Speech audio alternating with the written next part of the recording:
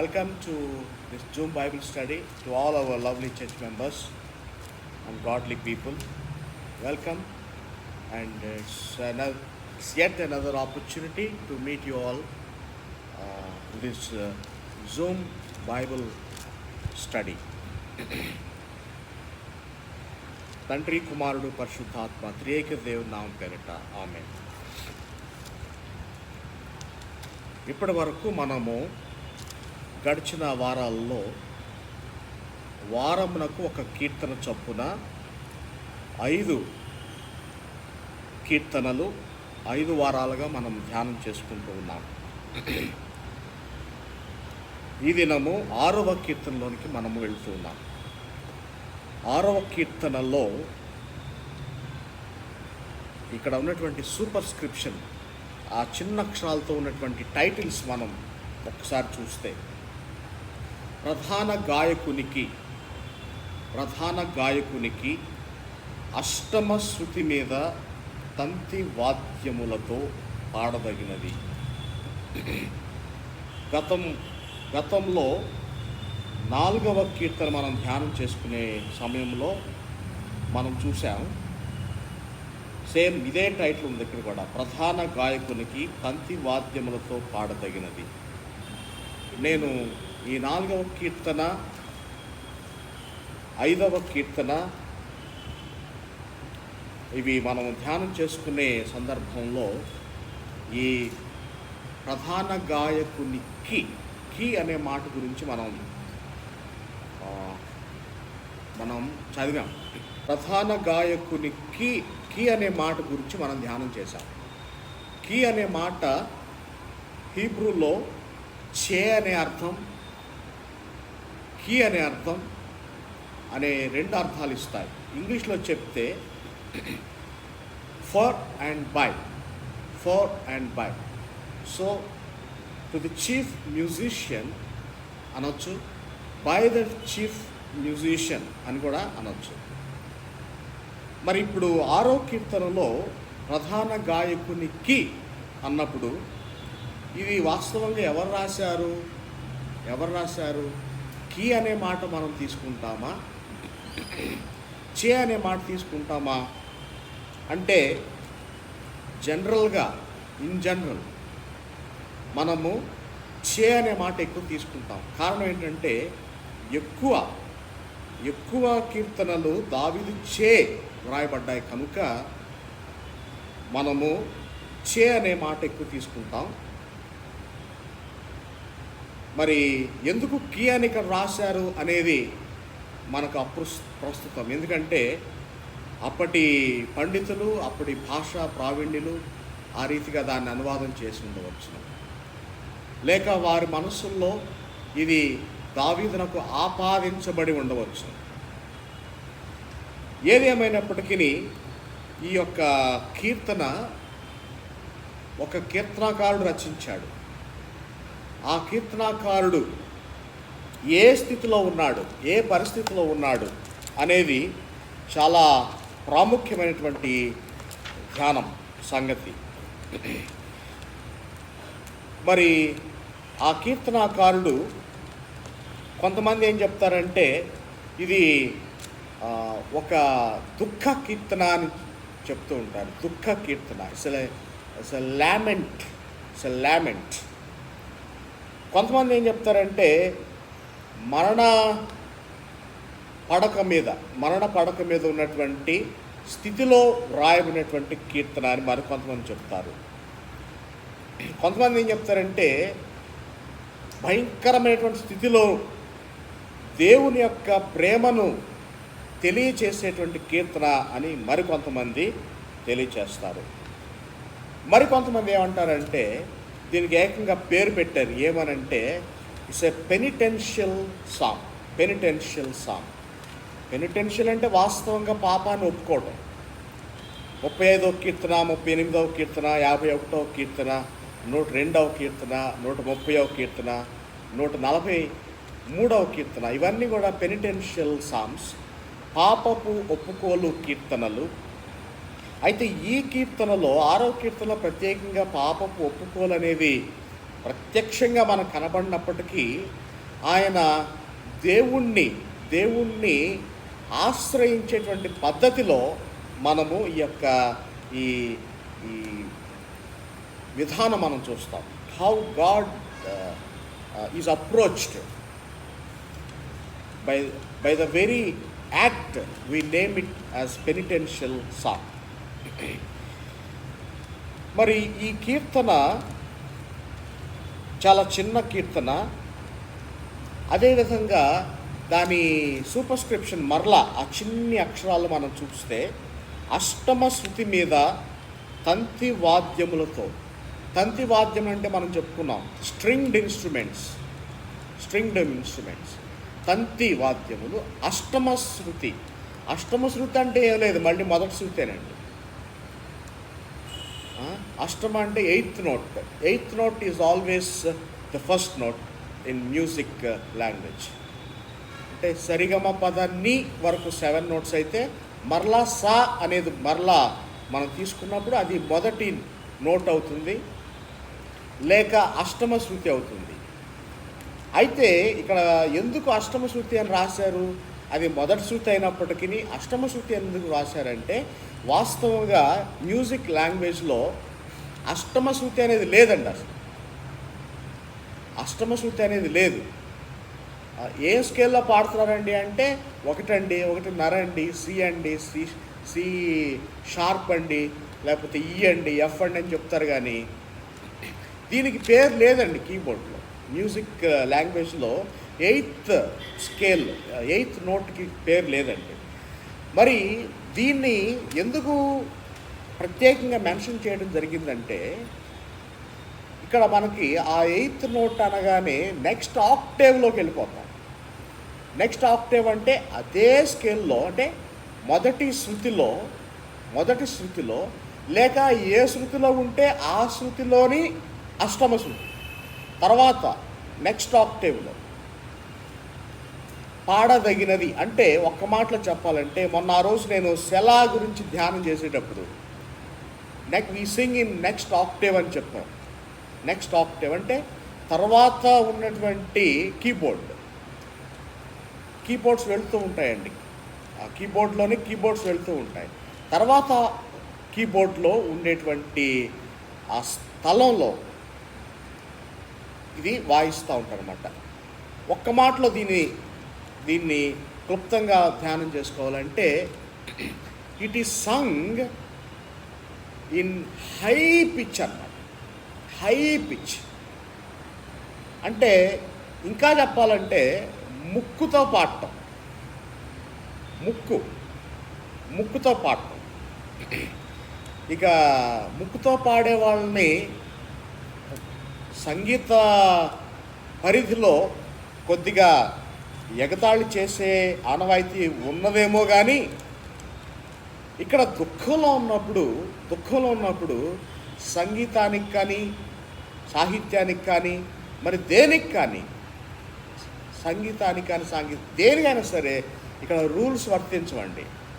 No constitution, no rule, no statute will function during agony, during suffering అనేది ఇక్కడ చాలా స్పష్టంగా ఉన్నది. అదే ఇక్కడ స్పష్టంగా రాశాడు. అష్టమ శృతి అంటే దాని అర్థం అది. అంటే చాలా తారాస్థాయిలో కొండ నాలుగు మీద పాడటం అన్నమాట. ఇప్పుడు ఈ కీర్తనని యథావిధిగానే 3గా మనం విభజించుకుంటాం. మొదటి మూడు వచనాలు a plea for mercy. The writer or the sufferer pleads for God's mercy. రెండవది 4వ వచనం నుంచి 7వ వచనం వరకు ఏ ప్లీ ఫర్ డెలివరెన్స్.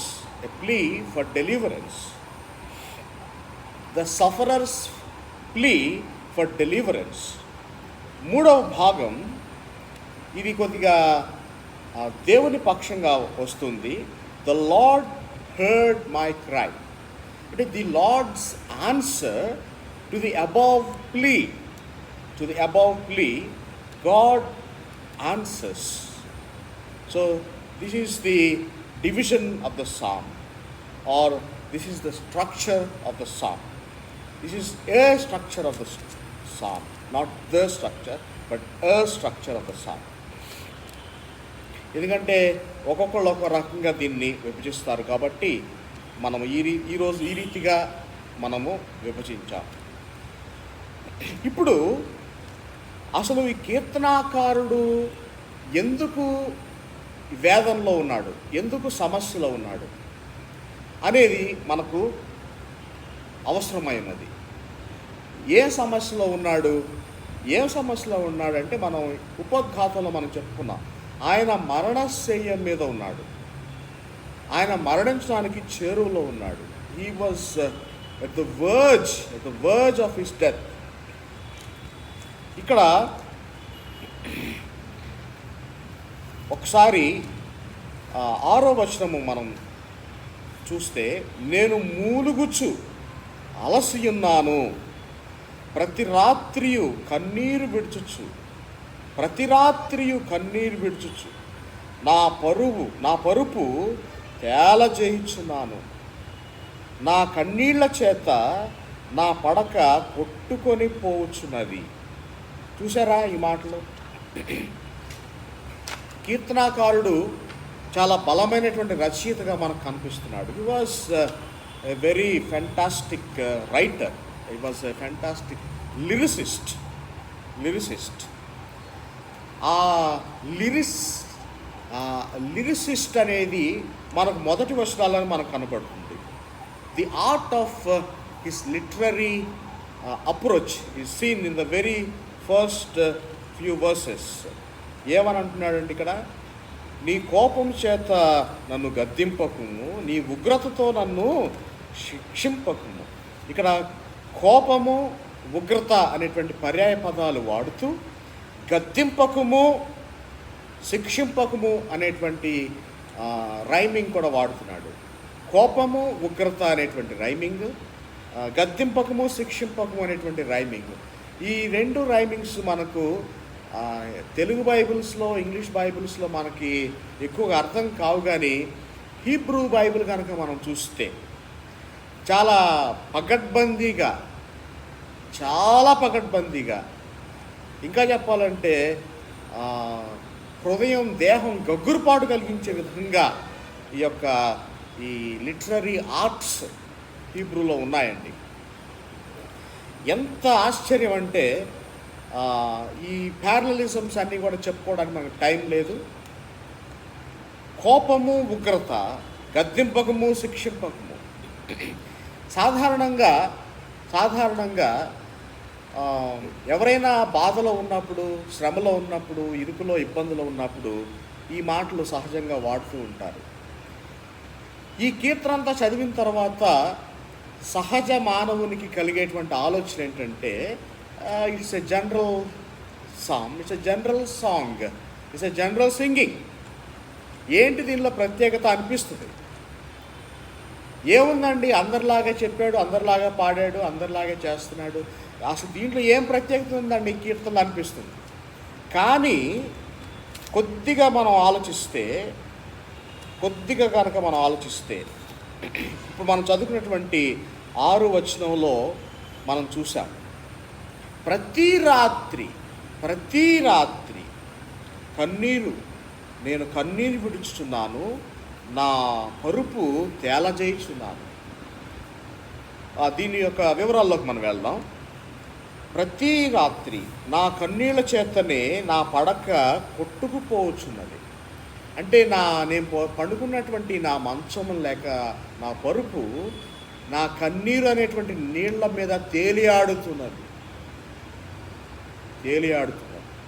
అంటే ఎంత కన్నీరు కారుస్తున్నాడో దీన్ని కనుక మనం లోతుగా పరిశీలన చేస్తే అప్పుడు ఈ కీర్తనలోని మన భావజాలం, ఆయన యొక్క భావజాలం, ఆయన ఉన్నటువంటి స్థితి మనకు అర్థమవుతుంది.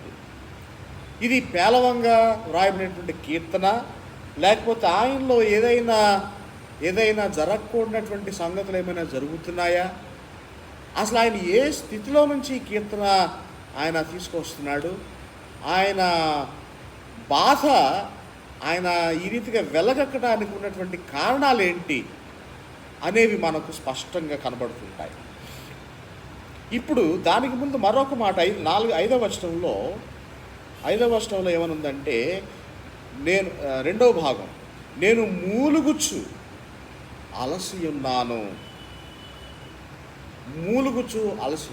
అసలు మూలిగేది ఎప్పుడు? అలసిపోయినప్పుడు. అసలు మూలిగేది ఎప్పుడు?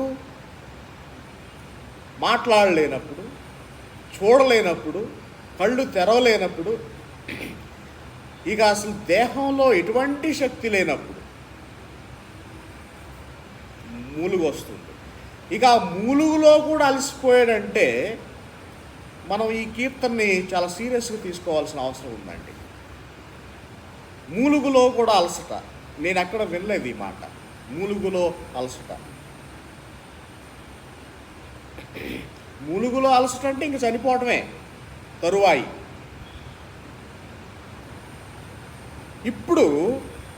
ఇప్పుడు ఆయన శారీరక బాధ ఇక్కడ ఏం రాయబడలేదు కానీ ఆయన మానసిక బాధ మాత్రం చాలా స్పష్టంగా రాశాడు. చాలాసార్లు మన జీవితాల్లో కూడా శారీరక బాధల గురించి, కుటుంబ సమస్యల గురించి, ఆర్థిక ఇబ్బందుల గురించి, వ్యక్తిగత శ్రమల గురించి, వ్యక్తిగత బాధల గురించి మనం ఎప్పుడు బాధపడమండి. ఒకవేళ బాధపడినా ఎవరికి చెప్పుకోము, ఎక్కడా కూడా కుమిలిపోం. ఎందుకంటే personal suffering is always personal. we let our personal feelings be personal. కానీ ఇక్కడ వ్యక్తిగత శ్రమలు కాదు, వ్యక్తిగత శ్రమలు ఉండకనే ఉన్నాయి, వాస్తవమే. మూలుగులో కూడా అలసిపోయిన మాట కూడా వాస్తవమే. కానీ ఆ సమయంలో ఏం జరుగుతుంది? మరి నేను ఎప్పుడు కూడా నా ప్రసంగాల్లో చెప్తూ ఉంటాను, we are living in a rural world. God has become a saviour of this rural world. God has come down as an urban figure to this rural world అని నేను ఎప్పుడు చెప్తూ ఉంటాను. అది ఇక్కడ ఈ కీర్తనలో నెరవేరుతుంది, ఈ కీర్తనలో స్పష్టంగా కనబడుతుందండి. చూడండి 7వ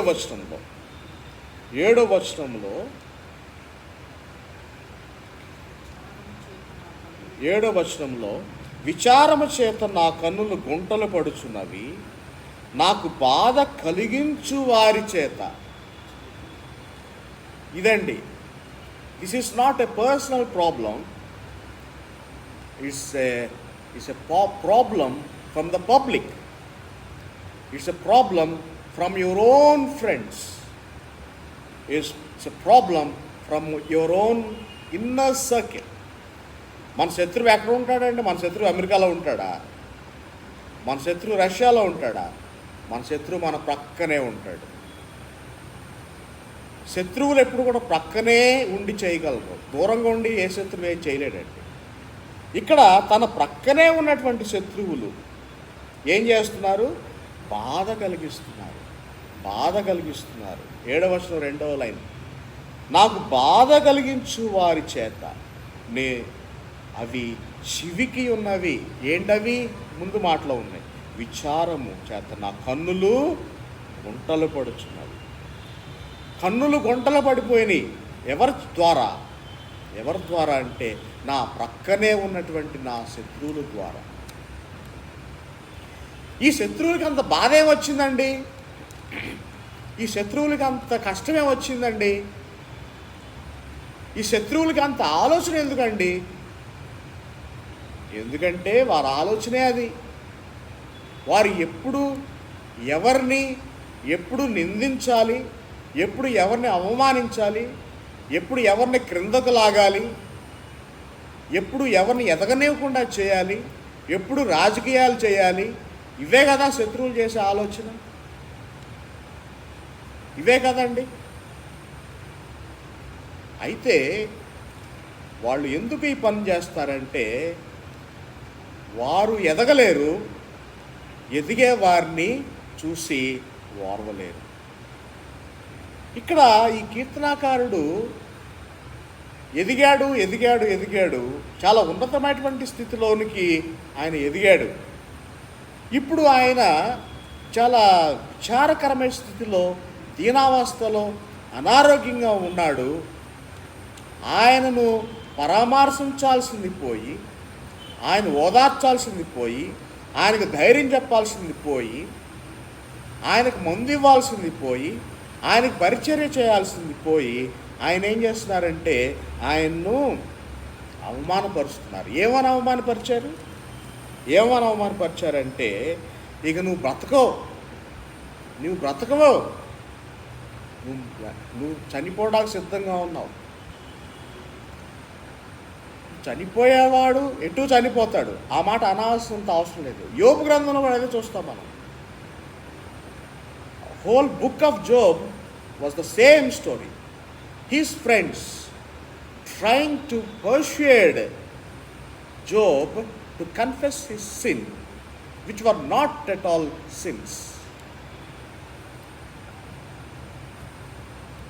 కాబట్టి ఒక ప్రక్క శారీరక బాధ, ఒక ప్రక్క మానసిక ఒత్తిడి, అవమానం తన స్నేహితుల ద్వారా, తను అమితముగా ప్రేమించినటువంటి స్నేహితుల ద్వారా.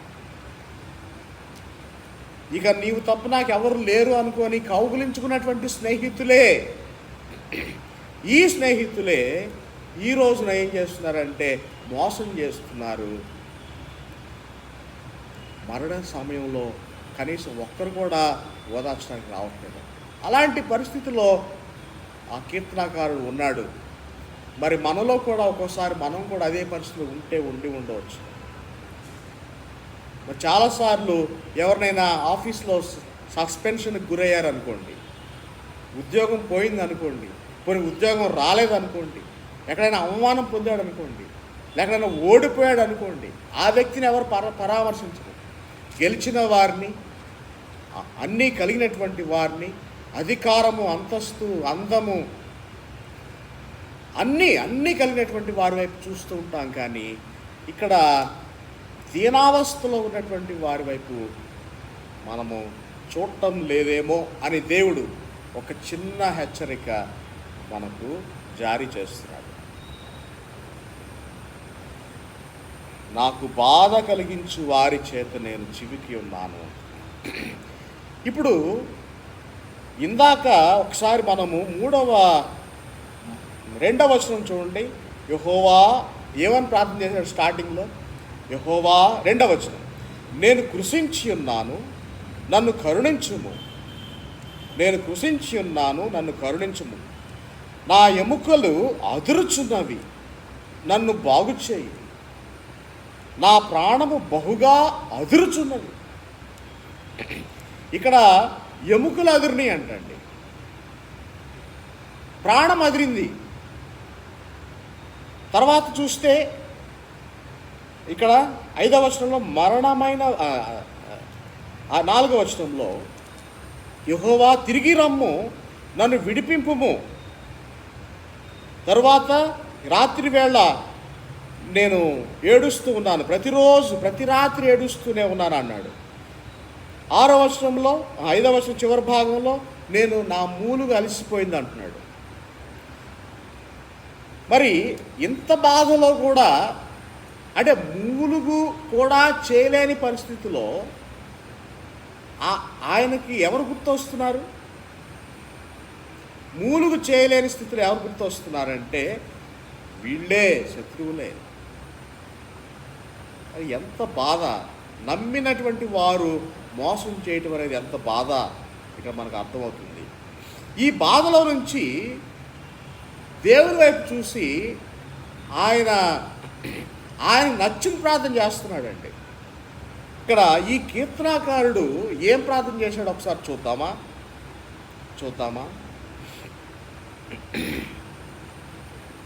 ఏమని చేస్తున్నాడంటే 8వ వచనం చూడండి. యెహోవా నా రోదన ధ్వని వినియున్నాడు.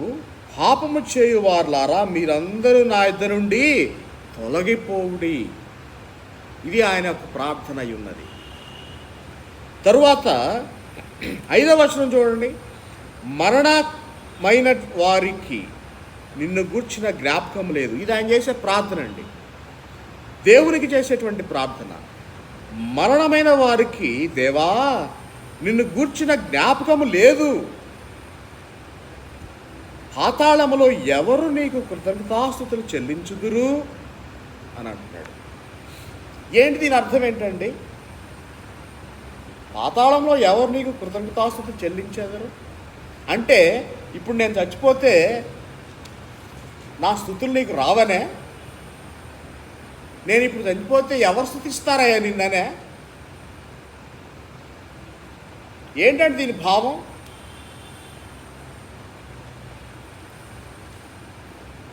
మరి వీళ్ళందరూ, నా శత్రువులందరిని ఎందుకు ఇంతమందిని పెట్టావు ప్రభువా నాకు? ఈ శత్రువులందరూ ఏంటి ప్రభువా నా ఎదురుగా?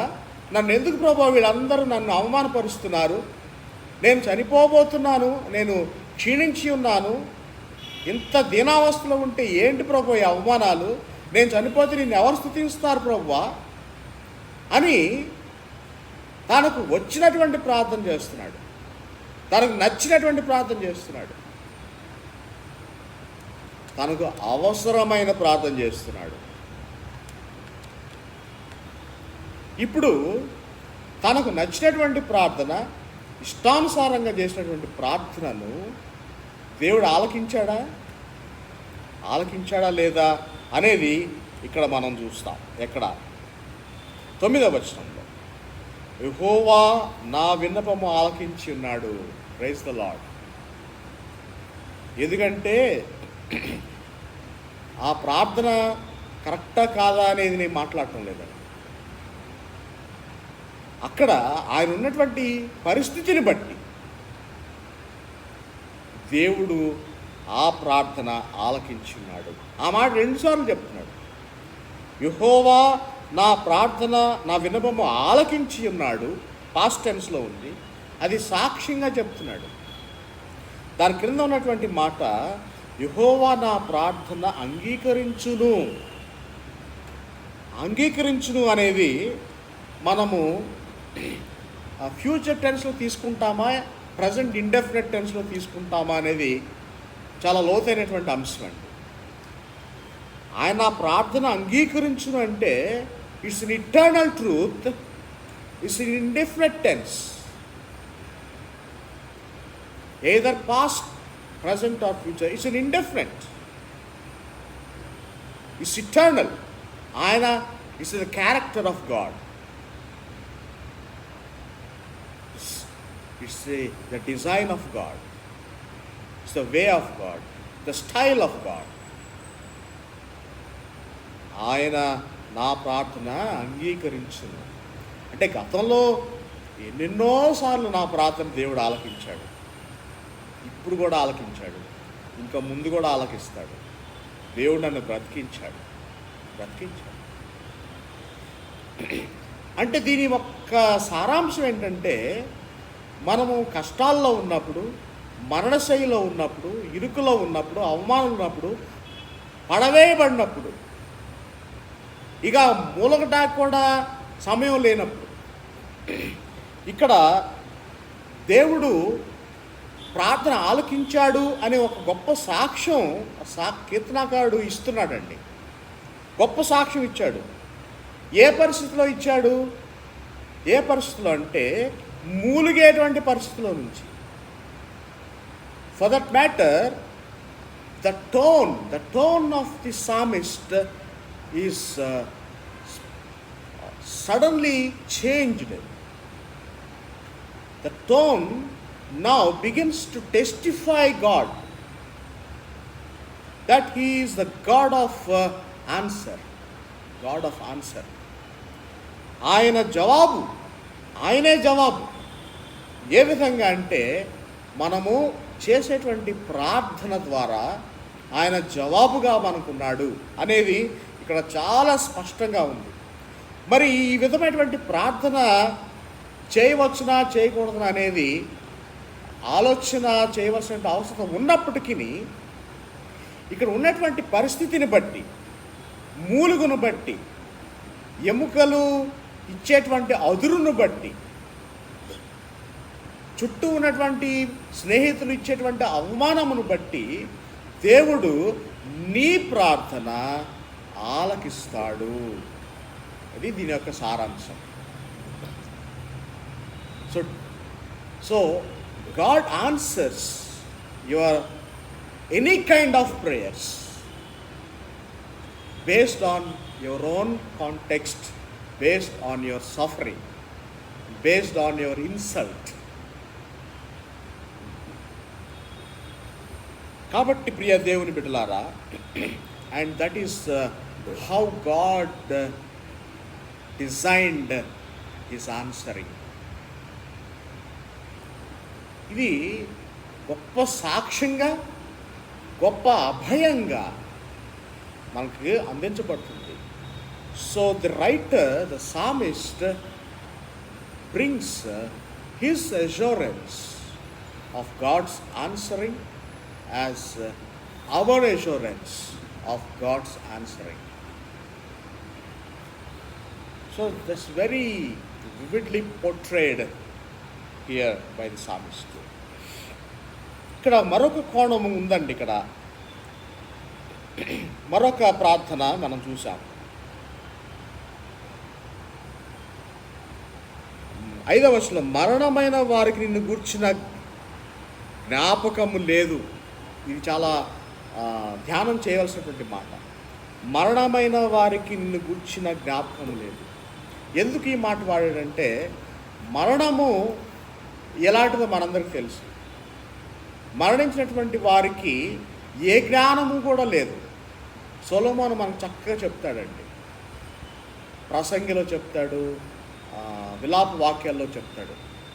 The definitions, the various definitions of death are well explained in those books. ఇక్కడ కూడా కీర్తనాకారుడు మరణం గురించి ఏమంటాడంటే, మరణము గూర్చినటువంటి జ్ఞానము వారికి లేదు. ఎందుకంటే చనిపోతే ఏం జరుగుతుందని వాళ్ళకి తెలియదు. అంటే అసలు చనిపోవడం అంటే కూడా తెలియదు. ఒక్క మాటలో చెప్పాలంటే, మరణం గురించి ఎవరికి తెలియదండి? ఎవరికి తెలియదంటే జంతువులకి తెలీదు. నేను చనిపోతాను అని తెలీదు. మరణ భయం ఉంటుందేమో కానీ నాకు ఓ రోజు ఉంది మరణదినం అనేది తెలియదండి జంతువులకి. అదేవిధంగా ఈ కీర్తనాకారుడు చాలా లోతుగా తన శత్రువులను అధ్యయనం చేస్తున్నాడు. ఇక ఆయన బాధ అలాంటిది. ప్రభువా, నేనైతే ఒకవేళ పాపం చేస్తే నీ కోపాగ్ని నా మీద చూపించకు, నన్ను కరుణించు.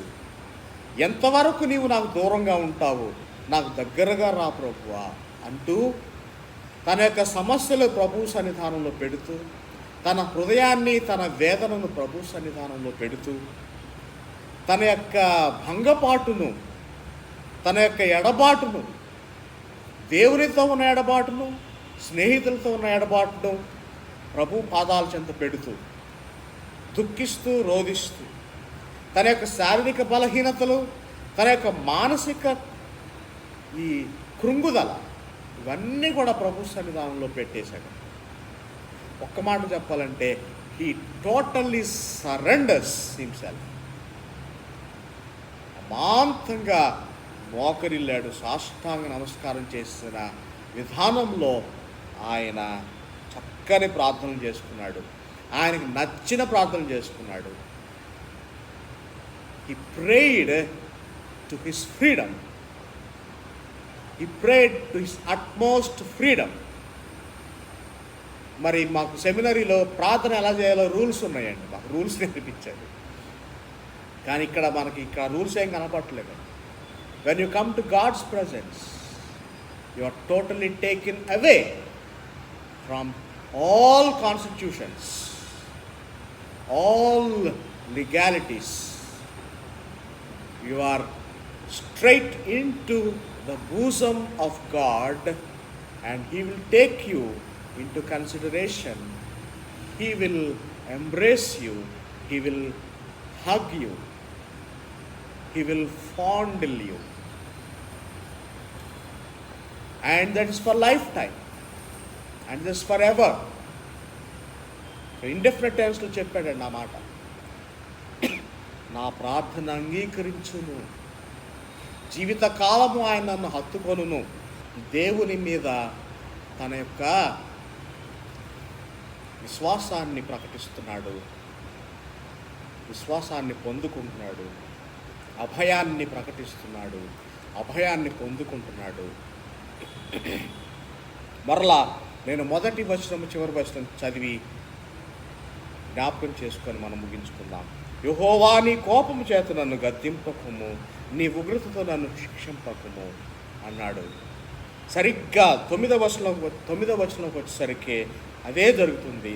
ఆయన నా విన్నపము ఆలకించాడు. ఏ విన్నపము? మొదటి వచనంలో చేసినట్టు విన్నపం. నీ కోపము చేత నన్ను గద్దింపకము అనేటువంటి ప్రార్థన, నీ ఉగ్రతతో నన్ను శిక్షింపకము ప్రభువా అనే ప్రార్థన ఇక్కడ 9వ వచనంలో దేవుడు ఆలకించాడు. ఇప్పుడు 10వ వచనంలో ఆయన గమ్యం నెరవేరిందండి. ఏంటంటే నా శత్రువులందరూ సిగ్గుపడి బహుగా అదురుచున్నారు. I was exactly looking for this point. అక్కడేమో ఇంతకుముందు నేను బాధపడినప్పుడు, శ్రమపడినప్పుడు నా ఎముకలు, నా ప్రాణము అదిరింది. ఇప్పుడు 10వ వచనంలో నా శత్రువుల యొక్క ఎముకలు అదురుతున్నాయి. Praise the lord. నా శత్రువులు సిగ్గుపడి బహుగా అదురుచున్నారు. ఆ రోజు నా ప్రాణం అదిరింది, ఈరోజు శత్రువులు అదురుతున్నారు. ఎంత గొప్ప సాక్ష్యం.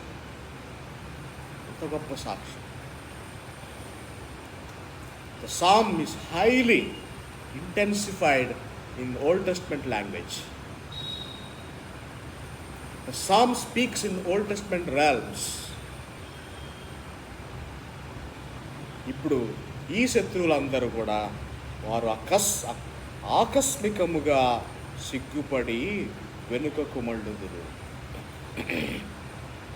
ఇక్కడ 4వ వచనంలో యెహోవా తిరిగి రమ్ము అన్నాడు. దేవా నువ్వు దూరంగా వెళ్ళిపోయావేమో, నాకు తిరిగి రమ్ము అంటున్నాడు. 10వ వచనం ఏమంటున్నాడంటే ఆకస్మికంగా సిగ్గుపడి వెనుకకు మళ్ళుదురు. నీవు నా వైపుకు మళ్ళితే నా శత్రువులు వెనుకకు మళ్ళుతారు. చూసారా? See the paradox. ఇది హీబ్రూ లిటరేచర్కి అద్దం పట్టినట్టుగా ఉన్న వాస్తవమే కానీ హెబ్రీల యొక్క దేవుని విధానాలకు కూడా అద్దం పడుతున్నాయి. వారు ఆకస్మికముగా in no time they left me because you are with me. That is the reason. కనుక ప్రియ దేవుని బిడ్డలారా, మన దేవుడిని మనం ప్రార్థించినప్పుడు ఆయన ప్రేమ కలిగినటువంటి దేవుడని, ఉగ్రతను మర్చిపోయే దేవుడని ఇక్కడ మనకు జ్ఞాపకం చేయబడింది. మనము ఉన్నటువంటి స్థితిగతులను ఎరిగినటువంటి ప్రభు అని, మన ప్రార్థన ఆలకించే ప్రభు అని, శాశ్వత కాలం మనల్ని హత్తుకుంటాడని ఈ కీర్తన ద్వారా మనము జ్ఞాపకం చేయబడ్డాం. కనుక మన విశ్వాస యాత్రలో మన బలహీనతలను మన ప్రభు సన్నిధానంలో మనము తెలియచేసుకుందాం. ఎందుకంటే ఆయన మన వ్యక్తిగత స్నేహితుడుగా ఉన్నాడు. కనుక మన శత్రువులందరినీ కూడా ఆయన మార్చేదేవు. వారందరూ కూడా మనల్ని అర్థం చేసుకునేటువంటి రోజు వారికి కూడా ఇచ్చేదేవు మన దేవుడు. వారు అర్థం చేసి వారిని అందరినీ చంపినట్టు ఇక్కడ రాయలేదండి. వారికి కూడా దేవుడు అవకాశం ఇస్తాడు. కానీ ఇక్కడ నీవు చేసినటువంటి ప్రార్థన దేవుడు ఆలకించాడు. నేను చేసినటువంటి ప్రార్థనను దేవుడు ఆలకించాడు. సో దేవుని యొక్క విధానాలు ఎంత లోతుగా ఉన్నాయో, ఎంత ఆశ్చర్యంగా ఉన్నాయో ఇక్కడ మరలా మనము ఈ కీర్తనాకారుడు ద్వారా మనము జ్ఞాపకం చేయబడ్డాం. So Psalm 6 is not a general psalm. Psalm 6 is no more a personal psalm. Psalm 6 is no more a personal prayer. Psalm 6 is now a general psalm. Psalm 6 now is a general prayer, and Psalm 6 now is a corporate psalm. God bless us in this corporate world as we make our personal prayers. God bless us. Thank you.